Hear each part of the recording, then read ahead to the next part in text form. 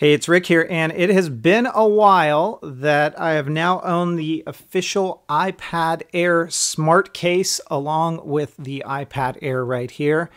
And so now it's time for the review on this thing, and I feel like I've given it ample enough time to give a genuine, real-world review on this guy. Let me tell you, it's not cheap. This case is coming in, and I'll just show you the sticker price here.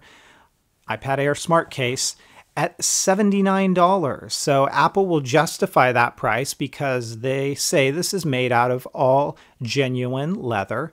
Now, I want you to keep this in mind. It's using the aniline dye. And what that means is if you followed my videos here before, think about the iPhone 5S case and the lighter colors, the tan, the light blue, even the red is going to show wear and tear over time. So if you really are particular about that sort of thing, stick with the black.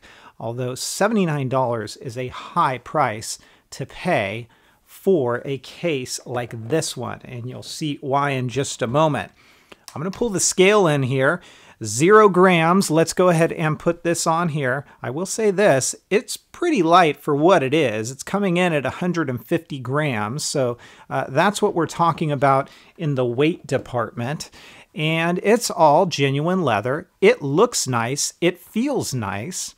And it doesn't smell chemically treated or anything like that on the inside. It's a nice microfiber material. There is your iPad Smart Case branding. And then right up here, you've got kind of a plastic area that's not lined. And that's where your antenna will be for, let's say, cellular, as is the case with mine. Now, the first thing I want to call out about this, I didn't wipe my screen intentionally, because you will see right here, that's what you're going to get with this case. You are going to see the creases of where this smart cover folds on your screen. And so that's what we're talking about here. Let me go ahead and pop this into the case. And that's really all there is to it. It's not a difficult fit at all. And I'll close this up just like so. Let's take a look at it up close. There is the front flap, not much to it. I mean, that's a smart cover, and that's what it's going to look like. Along the side, you've got button coverage. There is a slight reduction in the feel or the responsiveness of your volume here. And there is your rotation lock, and that's what that's going to look like. Down below, it's 1-for-1. I mean, it's an Apple case, so of course everything's going to line up perfectly, and that's what we're talking about here. There is your spine. They've changed this up, so you don't see any metal, but you kind of have this protrusion out here.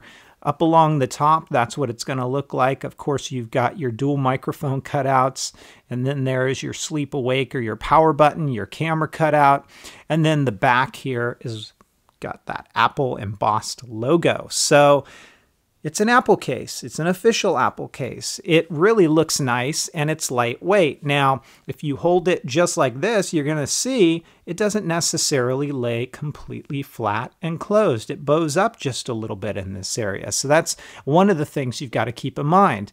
Also, it's going to use the automatic sleep and awake. I have no problems with that. It works just fine. Same thing when you fold it back into position like this. It's pretty slim.